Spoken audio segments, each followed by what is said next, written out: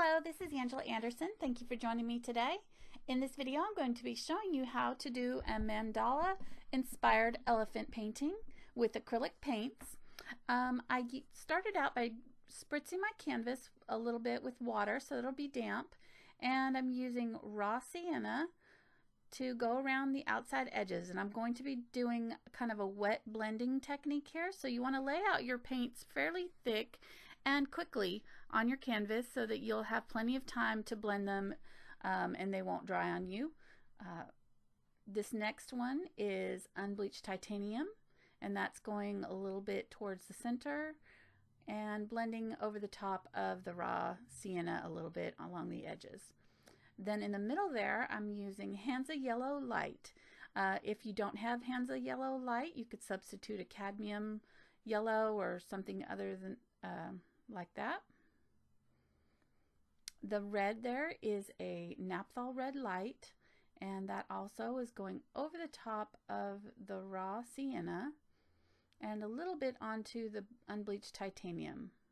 So I lay down the thicker paint in the outside areas, and then once that's down and my brush is a little bit drier, then I kind of work it towards the center. Now most of the paint is out of my brush, and I'm just very lightly going to blend over all the edges in a circular motion toward the center.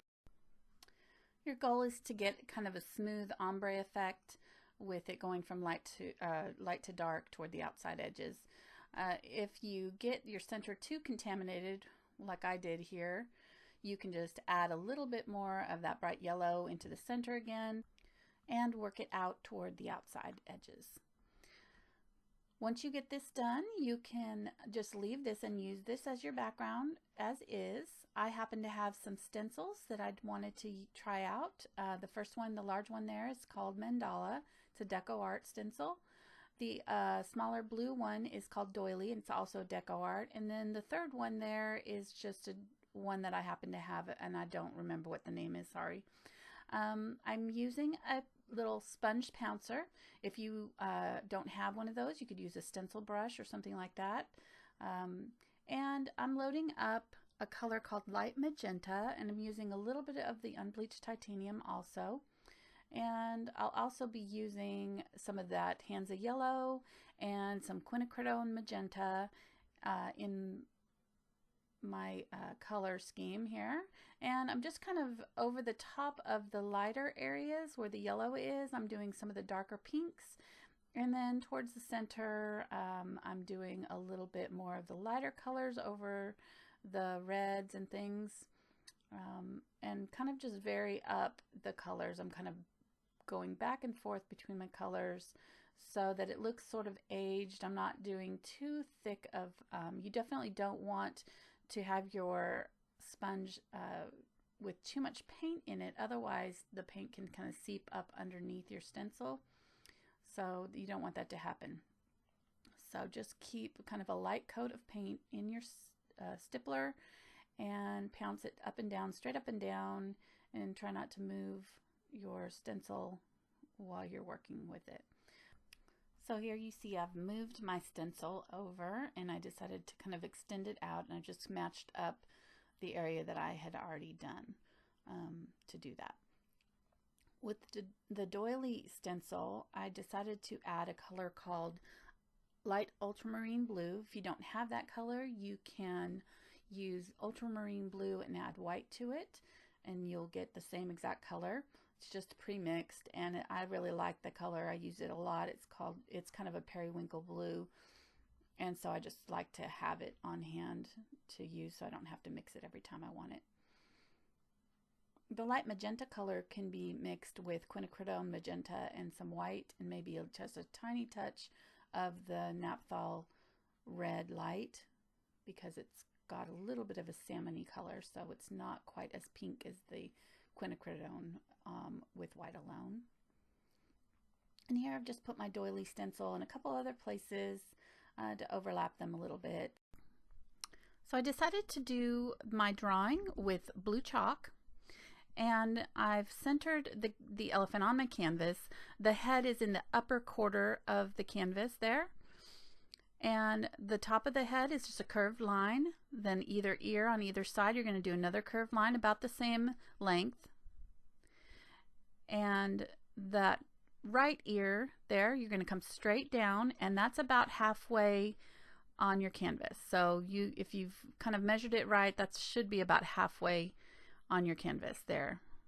The end of the ear will be kind of almost right smack dab in the middle of your canvas.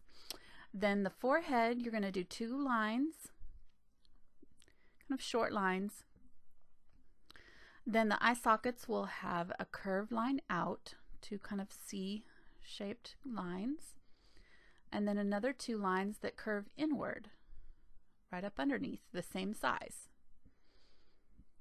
So each one of those 3 sections should be about the same distance. So the first straight line, the outer line curved out, and then the inner line curved in. Those all 3 are the same. Then you're going to extend that one just a little bit at the bottom and then make a V shape. So curve straight back in at a right angle.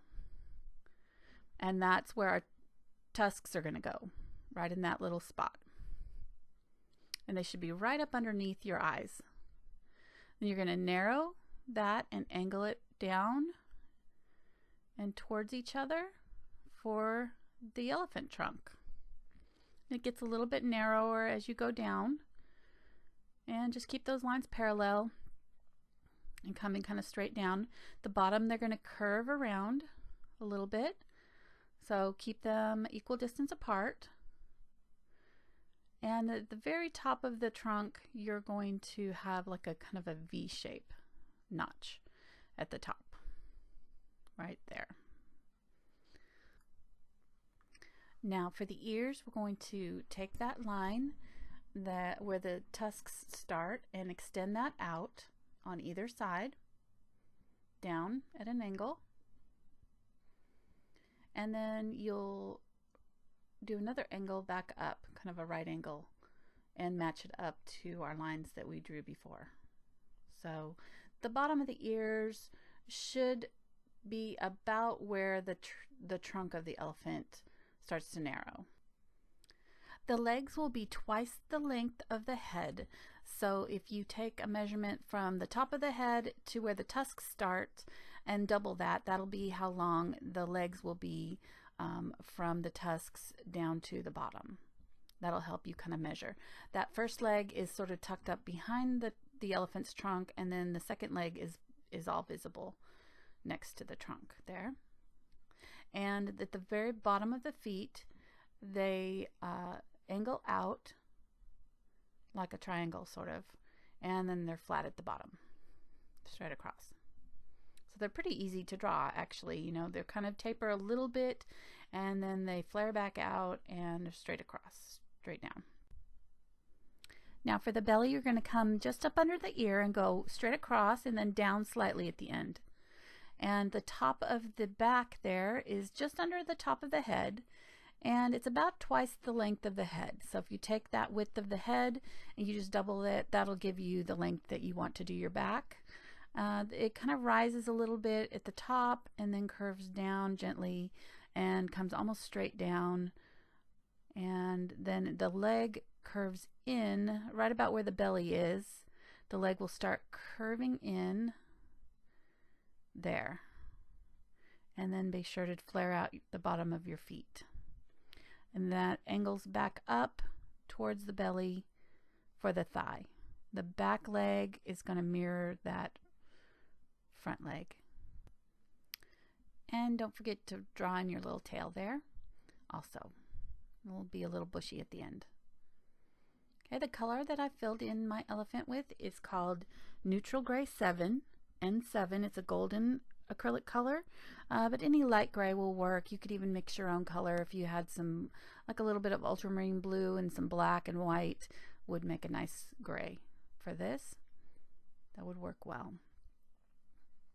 And I just fill in the whole body with this color, and then I'm going to do a little bit of shading with our light ultramarine blue here in a minute. I'm using a 1/2 inch flat brush for this. You can use any brush that you're comfortable with. You can even use a little bit of smaller brush if you need to, depending on the size of your elephant, your canvas that you're doing. I use the edge of my brush to sort of outline it, and then I fill in with the flat edge. I find that it's easier to control if I kind of slide it along that edge there. It gives me a finer point. So that helps.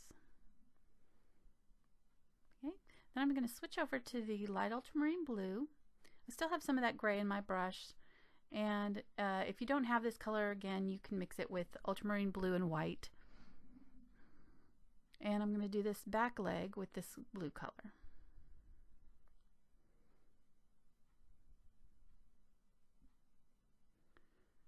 Just carefully fill in your shapes.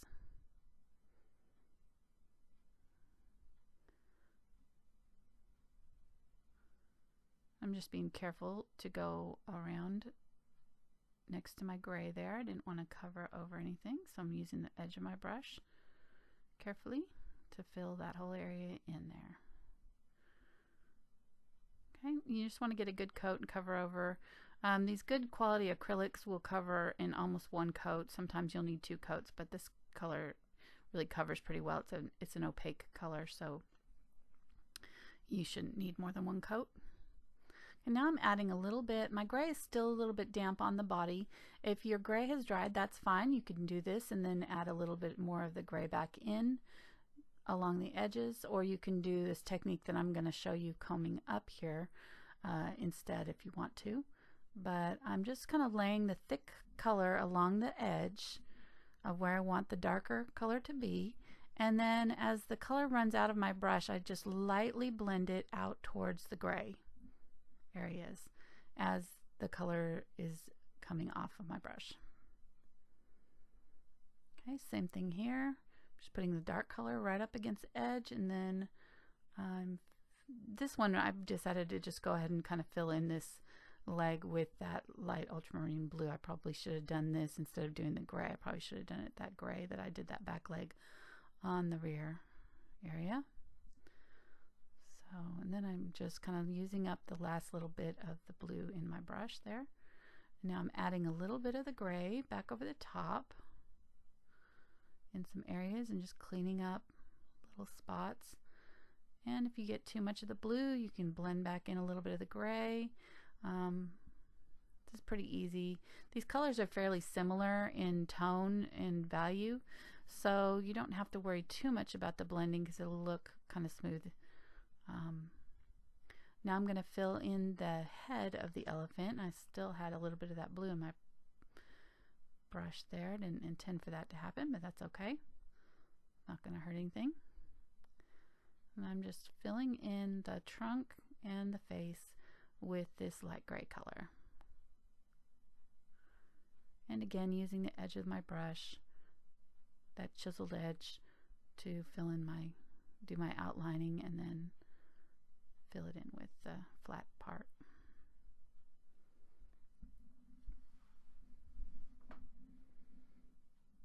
If you make a mistake like that, I decided to kind of move my trunk over a little bit. Since the paint was still wet, I was able to wipe it right off with a damp cloth and repaint.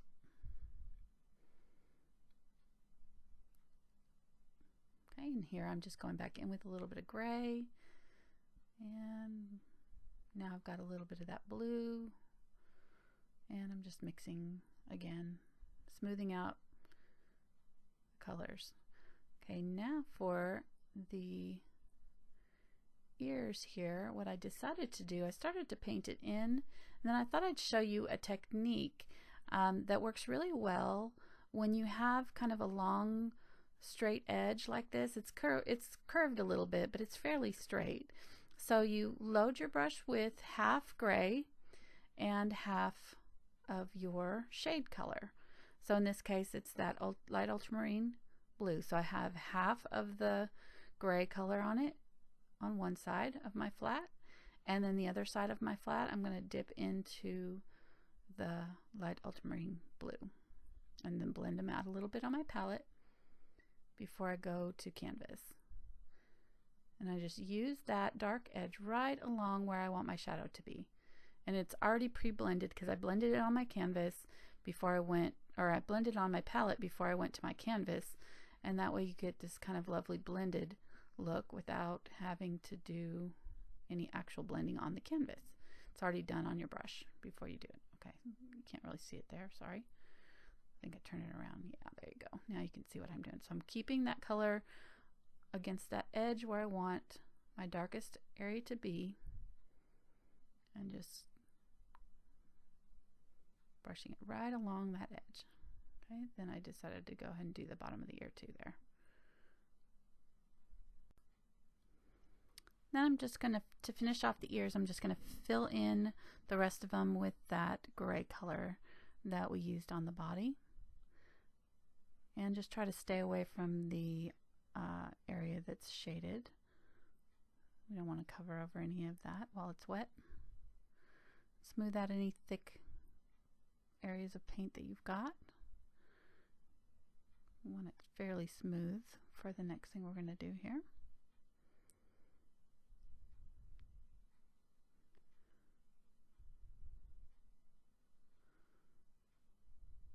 I just really like this periwinkle blue against that orangey red color. It's such a pretty combination against that yellow and orange. Oranges and blues are good color combinations in general. Okay, now I'm doing the same effect on the inside of the face. So I'm facing both, the dark lines are matching up there, and I'm just doing the face so that it also is shadowed. I'm doing a little bit on the trunk as well, although it doesn't work as well because the legs are the same color, so it sort of just disappears. It works best, this technique works best when you're doing it against a lighter color. Now here I'm going to add a little bit of the blue and gray to shade the inside of the ears just slightly. And put some on that back leg also. Okay, now I've got white and gray, and I'm adding some dry brush to the face and the trunk all the way down. Just right the middle of the face. I'm not going over to where the eyes are. I'm kind of trying to keep in that middle area and stay away from the eyes, because those will be kind of dark. So, but this area right down the middle of the forehead and the trunk, I keep wanting to call it tree trunk, is going to be light. So this is just white with a little bit of the gray mixed in. I don't have a lot of paint on my brush, and it's fairly dry, and I'm just kind of setting it along the edge there and brushing it in toward the center and letting it kind of grab onto that texture of the canvas and catch. All right. Put a little bit on his back, on his knees. And that's about all you need to do. Then I decided that kind of got streaky, so I added a little bit more of the gray on top to smooth it out a little bit. You can always fix it. That's what I love about acrylics. If you mess it up, you can just kind of paint over it and fix it a little bit. Okay, now I still have that gray in my brush. Now I'm picking up a little bit of that light magenta, and I'm just going to dry brush a little bit of this color in, and a little bit on my ears and around the face and the cheeks. Right there where the tusks kind of come out, the forehead along one side of the trunk of the elephant. Just kind of softens up that gray blue color. Gives it a little bit of a warmth. Okay, now I'm painting in my tusks. Now if you want to, you can draw this in with chalk first. I just was kind of eyeballing it. I'm using the Unbleached Titanium to start with, and they're going to curve out and down and then curve back in. So it's kind of a gentle slope. If you want to, you can curve them out the opposite way. I've seen them done both ways and they both look good. I just kind of liked mine curving inward. But you can do yours however you want to do your tusks, and if you want to, you can leave this part out or you can make them shorter. Just depends on however you want to do it. This is optional. I liked mine kind of long, So mine are about the same distance as the head to the tusk. The tusks are about the same length as from the forehead to the tusk, where the tusk starts on the head. Okay. So we'll let that dry, and then we'll come back in later and put a second coat. While it's drying, I'm picking up some of that pink color, and I've got the Unbleached Titanium, and I'm just kind of making a pink, light pink for the toenails of our elephant there. These two are kind of turned to the side, so they're showing two, and then these ones I decided were kind of facing us, and so I did 3 on these toes. This is probably not anatomically correct. This is our kind of make-believe elephant, so I'm just going with it. You can do yours differently if you want to. I'm not even sure if an elephant can turn this way and have both of its front feet facing you with the back legs turned sideways, but we're gonna pretend like it happened. So now I'm going back in with the white, and I'm adding a second coat to my tusks just to brighten them up a little bit. And then I'm going back in with the Unbleached Titanium because I thought it was a little too bright. I kind of like that, a little mixture of both. And so there's pretty much all we're going to do as far as the painting portion of the elephant. We'll do a little bit more here at the end, and I'm adding a few little highlights to the toenails here in a minute. But the rest of it we're going to use a charcoal pencil for. And that is, if you don't have a charcoal pencil, you could use a pastel pencil instead, or even a watercolor pencil, although I'd say I wouldn't use a water-based pencil if you can help it. The charcoal pencils aren't very expensive, and it's kind of something that you should have around anyways. You could use a pen for this if you wanted to. I like to draw on with the charcoal and then smudge it. So I either use a cloth or my finger, and I'll smudge it off, and then sometimes I'll draw it back in a little bit. If I smudged off too much of it, like there. And then you can come back in also with an eraser and clean up if you get a little bit too much of it around the edges. The eraser will kind of help clean it up as well. You can also use a little bit of a damp cloth or like a baby wipe to help clean off some of it if it gets too messy. So just use a light touch with this. So you want to go sparingly because this really covers well, and especially when you blend it, it will go a lot farther than you think it will. So just kind of do a very light line and then smudge it out with your finger. See there, I did a little bit darker. Okay. And then you're just going to go all the way around the elephant with this, and you can even use a blending tool if you've got a little drawing blending tool, or those little paper blending tools. I found that the blending tool was kind of darkening my edges, so I didn't use mine. I need to clean mine, get a little fresh area on mine because it was not blending it off as much as I wanted it to. So, and you're just going to outline the whole thing, and it gives it kind of this really soft, dreamy effect. I really like the look of the charcoal, especially with this elephant, since it was kind of a sort of a dreamy colors, very soft baby colors. This would be great for a nursery project or something like that. You could do it darker colors if you wanted it, to be deeper colors. You can always change the color palette to darker values if you want to.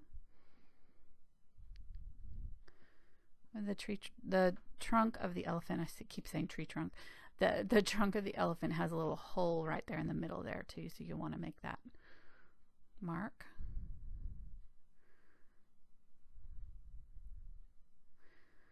And when you do it, I also found that it blended better if I did the color right on top of the blue instead of on top of the outline, if that makes sense. So do your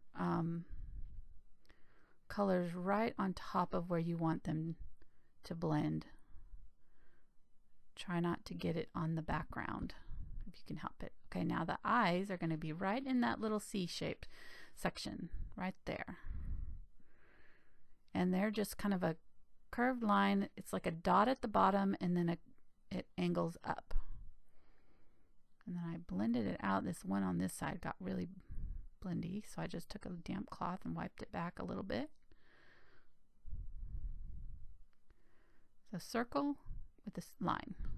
Circle, line, right there. They angle out. And do little semicircles on either side of them there for the eye sockets. And that's about all you need to do. You don't have to, this is not super detailed. We're kind of leaving it pretty soft. If you wanted to, you could go in with paint and darken them up if you want them darker than that, but I kind of wanted them to match the rest of them, so I didn't do dark. On the tusks, definitely use a light touch. They will muddy up really easily. So you can see here at the end I went back and brightened them up back up because they darkened quite a bit with the charcoal. And use a pencil to do a few little detail lines if you want to on your trunk and on your ears, and smudge those out just like we did the rest. Just continue going around the outside of the body there and keep smudging it away, touching it up as needed. Don't forget your tail. And then I did a few little lines, I think, for the knees also. And you could do some more lines if you wanted to on the legs, like up in the belly area if you want to. I didn't do a whole lot of details on mine, but you can make it a little more realistic if you want to. But that's about it for the charcoal. And now I'm just touching up those tusks to brighten them back up because the charcoal kind of muddied them up a little bit. I'm using white and the unbleached titanium both, and just touching up, going back over those tusks, but I'm not going over the dark lines. I want to leave the outline as is and just add a little bit brightness to those tusks, and also touching up the toenails a little bit. And then now for our last little bit of detail, I'm adding some dots into the eyes to add a little bit of sparkle. Just tiny little white dots in each eye, kind of right in the upper area. And then I use this same number 4 brush with some unbleached titanium and gray, and I'm dry brushing in some highlights right in the middle of the trunk, all the way up into the forehead. And I'm putting some details in the ears and on the eyebrows and things too as well. So we're about done here. I hope you've enjoyed this project. It's been really fun for me. Next week I'll be uploading part 2 of this video where I decorate up our elephant with some Indian garb and flowers and paint on his legs and back and forehead and everything. So it should be a lot of fun. Hope you've enjoyed this project as much as I have. Thank you for joining me today. Please subscribe and share it with your friends, and I will see you next time. Thanks. Bye-bye.